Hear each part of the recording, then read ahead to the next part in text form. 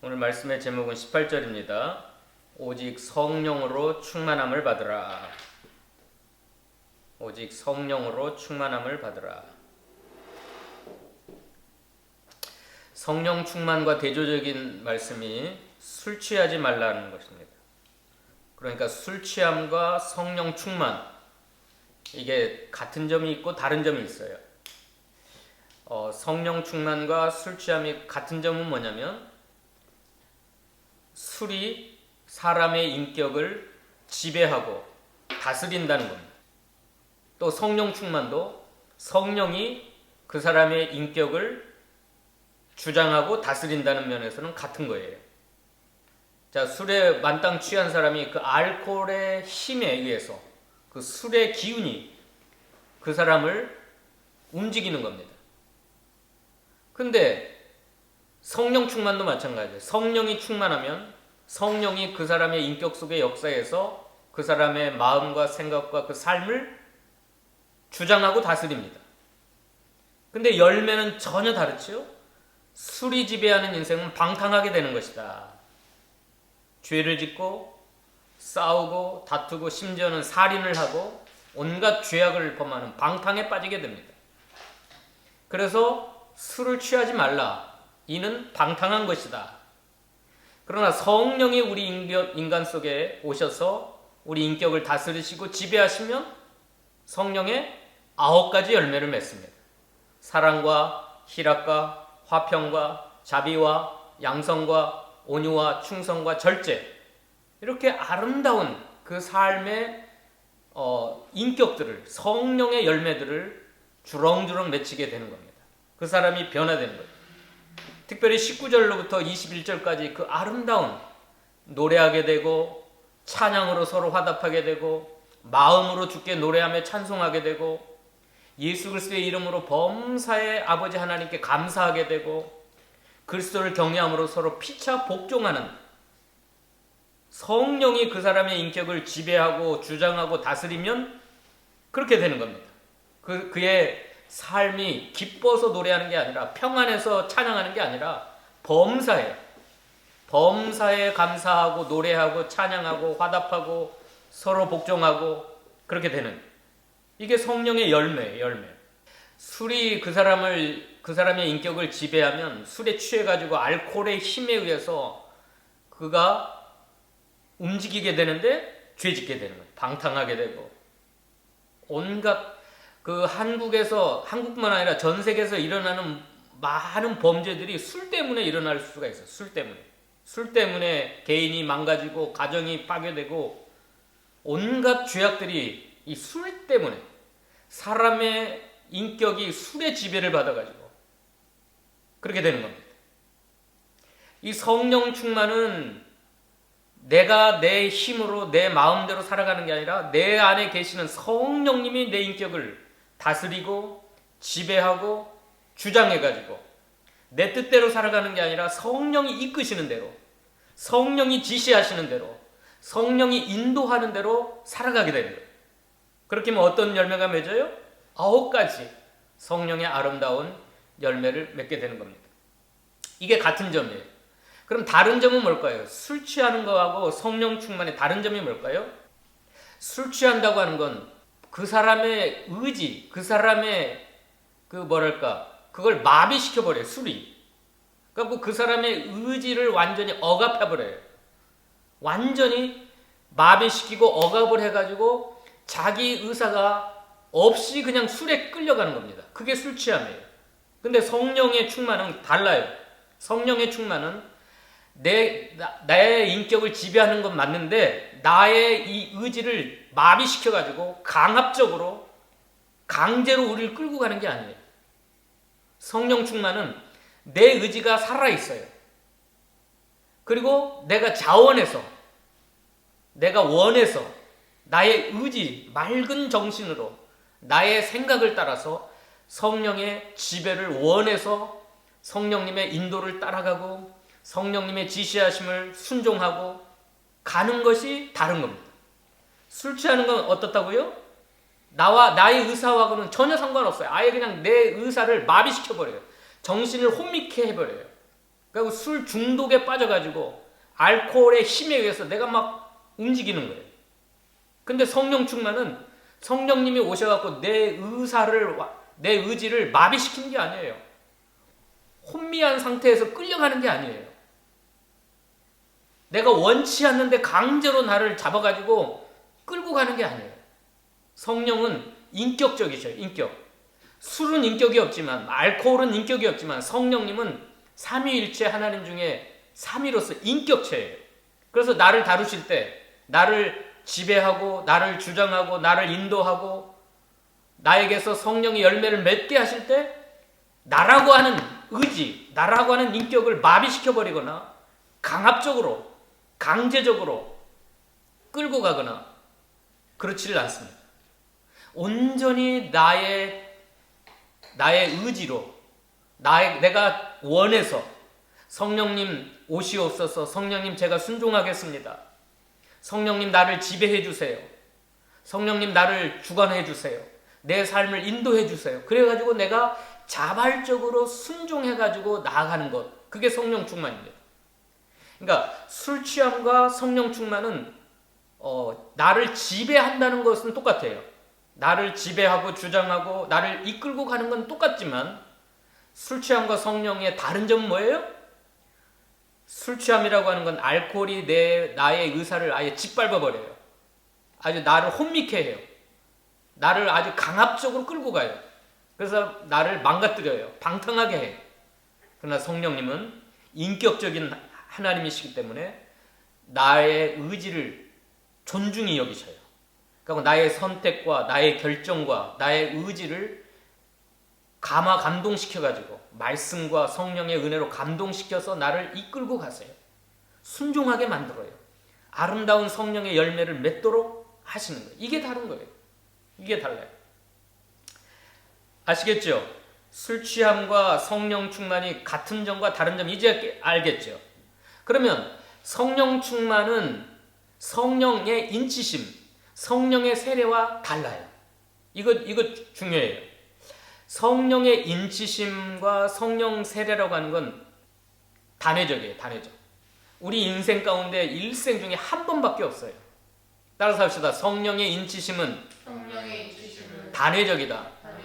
이 성령의 인치심과 성령 세례는 한 번 오시면 나를 구원시키고 나를 거듭나게 하고 나를 하나님의 자녀로 태어나게 하는 그 사건이기 때문에 일생에 한 번밖에 없어요.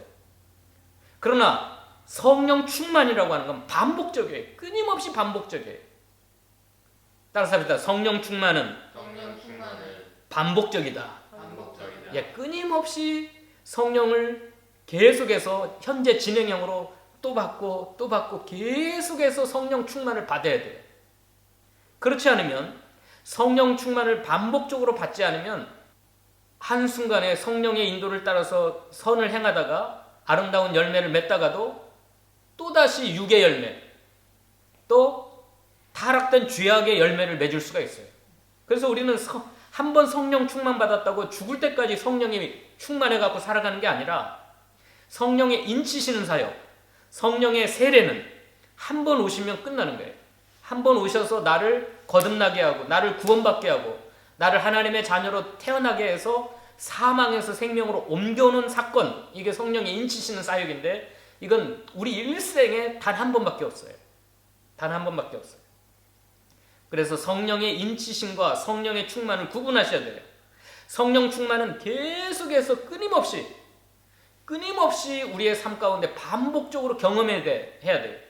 오늘 아침에 성령 충만 받았으니까 나는 이제 오늘 저녁에도 나는 성령 충만 받을 것이라고 생각했는데 성령이 사라진 것처럼 나의 육체의 욕망만 남아가지고 막 저녁에는 죄만 지어요. 그럴 수 있어요. 자, 성령님의 인치심과 성령 세례는 단회적인데 그건 나의 의사와 상관없어요. 성령님의 단독적인 사역이에요. 내가 나를 인쳐주세요. 나를 구원해주세요. 아니에요.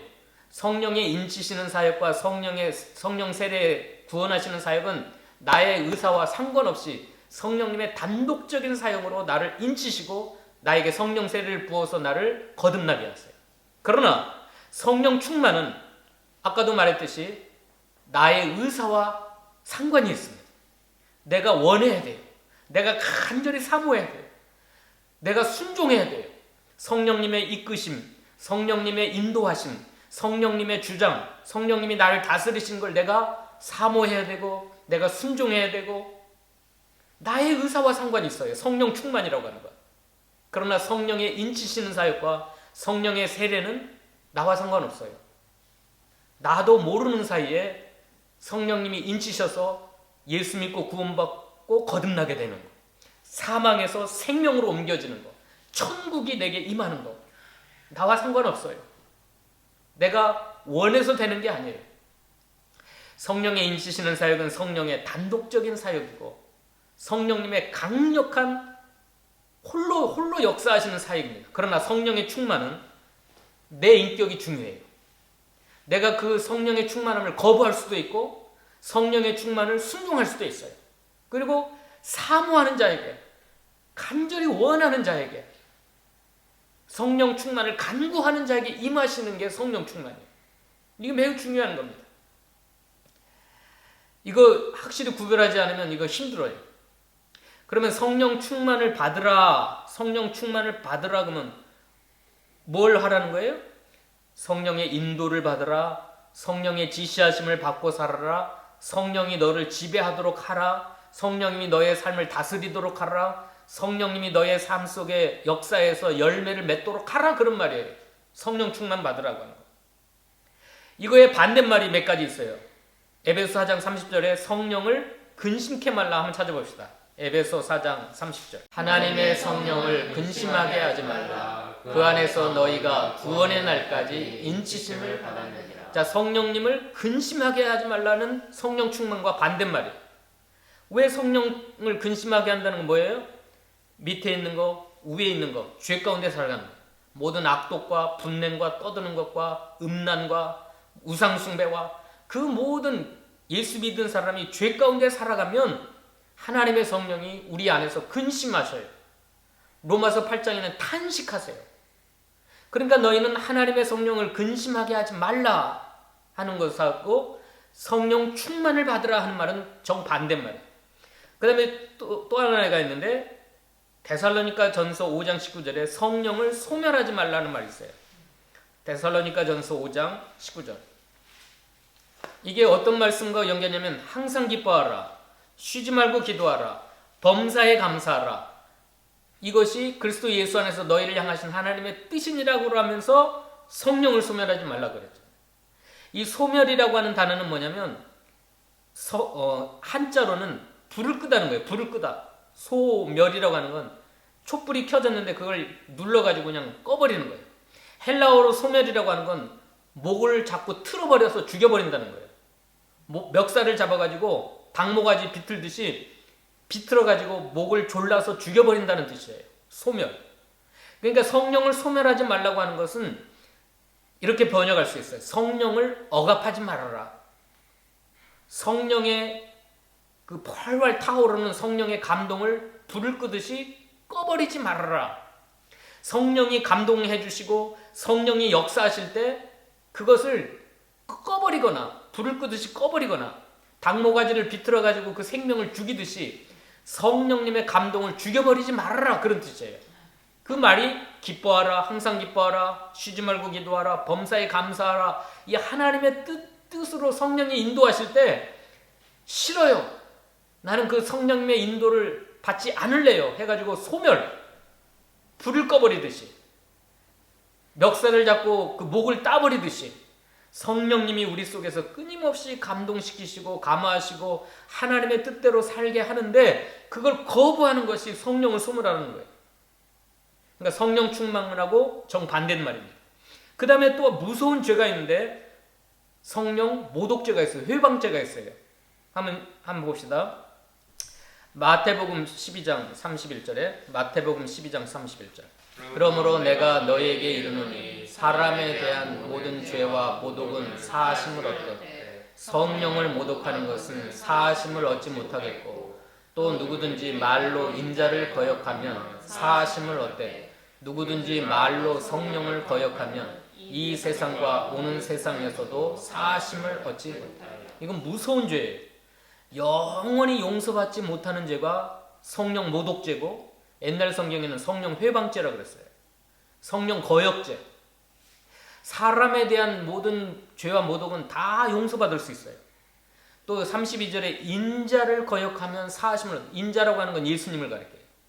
예수님을 거역하면 사하심을 얻되, 누구든지 말로써 성령을 거역하면 이 세상과 오는 세상에서도 사하심을 얻지 못하리라. 용서받지 못한 죄. 이게 성령 모독죄고 성령 회방죄입니다. 이게 무서운 죄잖아요. 그럼 도대체 성령 회방죄, 성령 모독죄가 뭔가? 다른 죄가 아니라 예수 믿게 하는 것을 거부하는 거예요. 성령님은 이 우알의 내용을 보면 예수님의 하시는 일을 받아들이고, 예수님을 마음에 영접하고, 예수님을 환영하고, 예수님을 믿어야 되는데, 그걸 못하게 막는 거, 그걸 거역하는 거, 그게 성령 모독죄예요. 그러니까 이 사람은 용서받지 못하고 지옥 가는 거예요. 분명히 아세요. 성령 모독죄는 무슨 죄라고요? 예수님을 믿지 못하게 하는 거. 예수님을 환영하지 못하고 받아들이지 못하고 예수님이 하시는 모든 일을 반대하는 것이 성령 모독죄예요. 뭐 무슨 간음죄를 짓고 살인죄를 짓고 이건 도덕적인 죄가 아니라, 이 성령 모독죄라고 하는 건 이 성령님이 예수를 믿게 하는데 거스리는 거. 예수님을 못 믿게 나에게서. 그러니까 이 사람은 영원히 사함하심을 못 받죠. 그러니까 다른 모든 죄는 다 용서받지만 예수님을 안 믿는 죄는 용서 못 받는다, 그런 뜻입니다. 다른 말로 말하면 성령 회방죄는 그거 아세요? 그 다음에 또 하나가 있어요. 갈라디아 3장 3절 보십시다. 갈라디아 3장 3절. 너희가 이같이 어리석으냐? 성령으로 시작하였다가 이제는 육체로 마치겠느냐? 처음에 시작은 성령으로 시작했어요. 갈라디아 교인들이. 그래갖고 바울을 통해서 전해주는 예수님을 믿고 기뻐하고 막 사랑해가지고 사도 바울에게 눈이라도 빼어주었으면 좋겠다고 했는데, 그렇게 성령으로 시작했어요. 그런데 율법주의라는 이단이 갈라디아 교회에 들어왔어요. 바울이 떠난 다음에. 그래서 예수를 믿어도 율법을 지켜야만 구원받는다라고 하는 이단이 와가지고 갈라디아 교회를 그냥 다 뒤집어 놔버렸어요. 그래가지고 육체로 돌아가 버렸어요. 이 율법주의는 육체예요. 육체를 따라서 육체의 그 힘으로 구원받으려고 하는 사람들. 그러니까 처음에는 믿음으로 구원받는다고 하는 복음, 성령으로 시작했다가 육체로 마치려 하느냐. 이게 성령 충만하고 반대되는 개념이에요. 마찬가지예요. 우리가 처음에 신앙생활을 하고 예수 믿고 성령으로 시작할 수 있어요. 그러나 성령 충만을 계속해서 받아 나가야 되는데, 성령 충만을 반복적으로 받지 않으면 나중에 육체만 남아요. 성령은 사라져요. 육체의 노력, 육체의 열심, 마치 율법주의에 빠진 사람처럼. 그러면 그 신앙생활이 너무너무 힘들어요. 성령으로 모든 걸 성령의 충만함으로 받아서 하면 예수 믿는 게 너무너무 쉽고, 예배 드리는 거, 말씀 읽는 거, 전도하는 거, 모든 신앙생활이 너무너무 기쁘고 즐겁고 힘차게 되어지는데, 이 성령의 역사를 그 충만을 받지 않으면 자기 육체만 남아요. 그래가지고 사도 바울을 그렇게 사랑했던 갈라디아 교회가 나중에는 원수가 됐어요. 원수. 사도 바울을 원수로 여기고 배척을 하게 됩니다. 자, 성령 충만을 받으라고 하는 건 이거예요. 이거. 성령을 근심하게 하지 말라. 성령을 소멸하게 하지 말라. 성령을 모독하지 말라. 성령을 거스리지 말라. 또 한 가지 찾아봅시다. 사도행전 7장 51절. 사도행전 7장 51절. 성령 충만에 대한 반대 개념을 이해하면 성령 충만이 무언가를 우리가 알 수 있어요. 성령 충만은 무엇인가를 알려면 성령 충만의 반대적인 개념. 사도행전 7장 51절. 목이 곧고 마음과 귀에 할례를 받지 못한 사람들아, 너희도 너희 조상과 같이 항상 성령을 거스리는도다. 자, 성령 충만을 알려면 이거에 반대되는 개념, 사도행전 7장 51절에는 목이 곧아가지고 교만해가지고 마음과 귀에 할례를 받지 못해가지고 마음이 완악해가지고 그 조상들처럼 항상 성령님을 거스려요. 그러니까 선지자들을 박해하고 선지자들이 메시아가 오시고자 예고했던 자들을 죽이고 의인을 잡아 죽이고 살인한 자가 되었도다. 이 설교를 하니까 스데반을 어떻게 했어요? 돌을 들어서 스데반을 쳐 죽였어요. 이게 성령을 거스리는 사람들. 이게 성령 모독죄예요. 그리스도를 전하는 사람을 죽이고 잡아 죽이고 거역하는 거예요. 성령님은 우리를 예수 믿게 하고 하나님 뜻대로 살게 하고 선한 인격의 열매를 성령의 9가지 열매, 사랑의 열매, 희락의 열매, 온유한 열매, 충성의 열매 그런 걸 맺게 하는데 이걸 거스리는 거예요. 거스리는 거예요. 성령님이 우리 속에 역사하지 못하도록 거스리는 거예요. 자, 알코올 중독은 거스릴 수 있다 그랬어요? 없다 그랬어요? 못해요. 그냥 술이 들어가면 그걸 거부하지 못하고 그냥 마비를 시켜가지고 자기가 어쩔 수 없이 강압적으로 끌려가요. 술에게. 술을 한번 마시면 그 술이 자기를 강압적으로 끌고 가요. 그러나 성령은 달라요. 성령은 달라요. 내 안에 성령님이 계시지만 그 고린도전서 몇 장이에요? 너희 안에 성령이 거하시는 전인지 알지 못하느냐 그랬잖아요. 그 고린도전서 3장 16절, 고린도전서 3장 16절.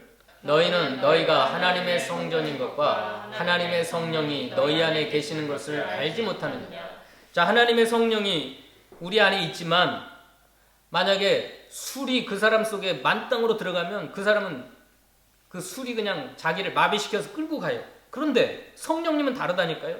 성령님은 인격적인 하나님이기 때문에 내 안에 계셔도 내 의사가 항상 성령님을 거스리고 성령님을 거역하고 성령님을 멸시하고 성령님을 불순종하면 없는 것처럼 마치 안 계신 것처럼 성령님이 떠나가신 것처럼 아무런 역사를 하지 않아요.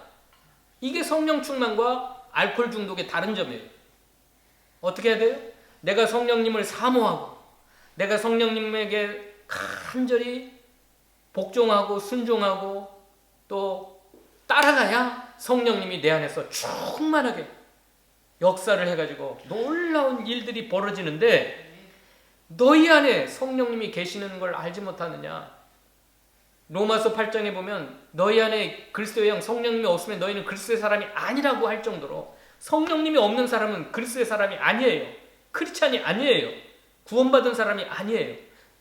예수 믿은 사람이라면 누구든지 성령님이 계세요. 근데 왜 아니 계신 것처럼 그래요?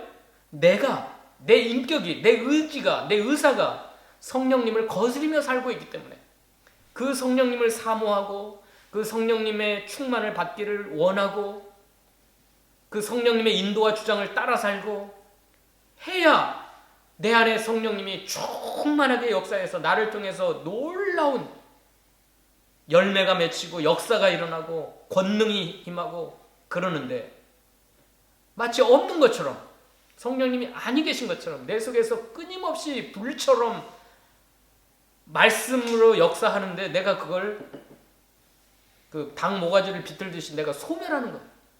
불을 끄듯이 내가 꺼버리는 거예요. 그래갖고 내 욕망대로 살고 내 의지대로 살고 내 마음대로 살고 육체의 욕망대로 살고 거기 한 군데만 읽고 마십시다. 갈라디아 5장 읽어봅시다. 갈라디아 5장 16절부터 18절까지 시작. 내가 이르노니 너희는 성령을 따라 행하라. 그리하면 육체의 욕심을 이루지 아니하리라.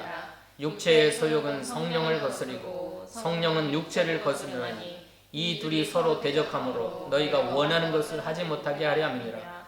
너희가 만일 성령의 인도하시는 바가 되면 율법 아래 있지 아니하리라. 육체의 일은 현저하니 분명하니. 그래갖고 내가 육체의 소욕을 따라 살아가면 19절부터 그 21절까지 15가지 막 온갖 죄악을 범하며 살아가요. 예수 믿는 나라도. 내가 육체의 욕심을 따라 내 안에 성령님이 계시는데 그 성령님을 거스리고 그 성령님의 인도와 그 주장을 순종하지 않으면 육체의 일은 현명하게 분명하게 내게 나타나서 음행을 행하고 더러운 걸 하고 호색하고 우상숭배하고 예수 믿는 사람들 온갖 죄악을 범할 수밖에 없어요. 그러나 22절 봅시다. 22절. 내 안에 계신 성령님의 인도를 잘 따라가면 읽어봅시다. 시작. 오직 성령의 열매는 사랑과 희락과 화평과 오래 참음과 자비와 양성과 충성과 온유와 절제니 이 같은 것을 금지할 법이 없느니라. 어떠한 세력도 이걸 금지할 수가 없어요. 내가 성령님의 충만을 사모하고 성령님이 나를 다스려 주십시오. 나를 지배해 주세요. 나를 이끌고 가세요. 그래서 그걸 잘 순종해 가면 놀라운 열매가 맺히고 성령님의 12가지 은사가 내게 나타나고 놀라운 권능이 나타나는데 이걸 금지할 법이 없다고 그랬어요. 금지할 법이 없대요. 어느 것도 이걸 막을 수가 없어요. 자, 우리는 그리스도 예수의 사람들은 육체와 함께 그 정과 탐심을 십자가에 못 박은 사람이기 때문에 24절 25절 읽읍시다. 24절 25절 시작. 그리스도 예수의 사람들은 육체와 함께 그 정욕과 탐심을 십자가에 못 박았느니라. 만일 우리가 성령으로 살면 또한 성령으로 우리 육체는 이미 예수와 함께 십자가에 못 박았기 때문에 육체의 욕망을 따라 살지 말고 너희 안에 계신 성령을 따라 살아라. 성령으로 행하며 살아라. 이게 성령 충만입니다. 성령 충만이에요. 자, 말씀을 정리하고 마칩시다. 성령님의 세례, 성령님의 인치시는 사역은 우리가 예수 믿을 때 딱 한 번 받아요. 단회적으로 끝난 사건이에요. 계속해서 또 인침받고 또 인침받고 또 성령 세례받고 그게 아니에요. 우리 구원이 한 번으로 끝난 것처럼 성령의 인치시는 사역과 성령의 세례는 딱 한 번으로 끝나요. 계속 받을 수가 없어요. 한 번 인치시고 한 번 성령 세례가 임한 사람은 성령이 떠나가요, 안 떠나가요? 영원히 안 떠나요. 우리 안에 계세요. 고린도전서 3장 16절처럼 하나님의 성령이 내 안에 계세요. 이걸 성령의 내주하심이라고 해요. 그럼 이제 우리가 죽을 때까지, 천국 갈 때까지 계속해서 받아야 되는 건 뭐냐면 성령 충만이에요. 성령 충만은 뭐예요? 성령님이 내 인격을, 내 삶을 지배하는 거예요. 나를 인도하시고 나를 주장하시고 나를 이끌고 가는 것이 성령 충만이에요. 그건 내가 거부할 수도 있고 순종할 수도 있어요. 내가 성령의 인도하심을 거부하고 내 육체의 욕망대로 살아갈 수도 있고 그래서 온갖 15가지 죄를 지을 수도 있고 성령님을 순종해서 9가지 열매와 12가지 은사가 나를 통해서 나타날 수도 있고 그러면 이 땅에서 가장 위대한 일은 성령님의 충만함을 받아서 성령의 9가지 열매를 맺고 성령의 12가지 은사가 나타나서 하나님의 뜻대로 살아가는 것. 그래서 하나님의 영광을 높이는 것. 이게 우리를 구원하신 목적입니다. 우리를 구원하신 이유예요. 이유. 그래서 우리에게 성령을 주셨어요. 부어주셨어요. 그런데 목사라도 저라도 성령님의 충만을 받지 아니하고 성령님의 인도와 주장을 따라 순종하지 않으면 온갖 죄악으로 타락할 수밖에 없어요. 그래서 수많은 목사들이 타락을 합니다. 온갖 죄를 범해요. 그러나 초신자라도 오늘 예수 믿은 사람이라도 예수 믿고 구원받은 사람에게는 성령님이 거하시는데 그 성령님을 잘 귀히 여기고 성령님과 교제하고 성령님의 충만을 사모하고 성령님의 인도를 잘 따라서 가면 초신자라도 오늘 예수 믿은 사람도 그에게서 9가지 열매와 12가지 은사와 온갖 귀한 역사가 일어날 줄로 믿습니다. 오늘 말씀이 뭐예요? 오직 성령의 충만함을 받으라. 이것은 군대적인 명령입니다. 군대의 명령이에요. 이거 순종하면 살고 순종하지 않으면 죽는 게 군대 용어예요. 성령 충만을 받으라 하는 것은 이건 받아도 되고 안 받아도 되는 명령이 아니라 반드시 받아야 될 하나님의 명령인 걸 믿으시고 오늘 우리에게 주신 말씀대로 우리가 남은 생에 성령 충만을 받아서 여러분에게 9가지 열매가 맺히시길 바라고 성령의 12가지 은사가 여러분에게 나타나서 놀라운 하나님의 일에 쓰임받는 여러분 되시기를 축원합니다. 기도하십시다. 하나님 감사합니다. 오늘 오직 성령의 충만함을 받으라고 명령하여 주신 주님 감사합니다. 성령 충만 받으면 그의 말이나 그의 삶이나 그의 인격 속에서 놀라운 열매들, 놀라운 은사들이 나타난다고 했사오니 감사합니다. 특별히 노래하며 찬양하며 감사하며 피차 복종하는 아름다운 열매가 맺혀진다고 했사오니 우리의 삶 가운데, 우리 인격 가운데 더러운 죄악의 열매가 맺히는 것은 이미 우리 안에 성령이 계시지만 내가 그 성령님을 거역하고 성령님을 근심케 하고 성령님을 거스리고 성령님의 인도와 주장을 불순종했기 때문에 그랬다고 했습니다. 하나님 지금까지 오늘 이 시간까지 어떻게 살았다 할지라도 모든 죄를 다 주님 앞에 회개하고 하나님의 성령님의 충만을 받지 못한 죄를 회개하게 하시고 이제부터라도 성령 충만 받아서 하나님 기뻐하시는 아름다운 삶을 살아가게 도와 주시옵소서. 예수님의 이름으로 기도하옵나이다. 아멘.